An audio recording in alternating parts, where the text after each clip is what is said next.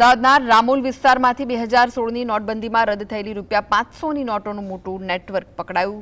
રામોલ પોલીસે બાતમીના આધારે મુંબઈથી આવેલા ભરતસિંહ મહિડા અને મેરાજુદ્દીન ખાન નામના બે શખ્સોને ₹29 લાખની જૂની નોટો સાથે ઝડપી પાડ્યા। નોટો મહારાષ્ટ્રના જલગાંવથી લાવી ગાંધીનગરના શૈલેષ પટેલ નામના વ્યક્તિને પહોંચાડવાની હતી, જેના બદલામાં આરોપીઓને 2 થી 3% કમિશન મળવાનું હતું। પોલીસે 7800 જેટલી નોટો જપ્ત કરી આગળની તપાસ હાથ ધરી। આ રદ થયેલી નોટો કયા હેતુ માટે વટાવવામાં આવનાર હતી અને કૌભાંડમાં અન્ય કોણ કોણ સામેલ છે તે જાણવા પોલીસ સૂત્રધારોની શોધખોળ શરૂ કરી છે। મુંબઈના આરોપી અયામુદ્દીન ગ્યાસુદ્દીન પટવે, જે મૂળ મહારાષ્ટ્રનો છે, જેની પાસેથી આ નોટો મેળવી તે નોટો વટાવવા માટે જે હાલમાં આરોપી વોન્ટેડ છે શૈલેષ પટેલ, જેના પૂરા નામ સરનામા નથી, જે ગાંધીનગરનો છે, તેને આપવાના હતા।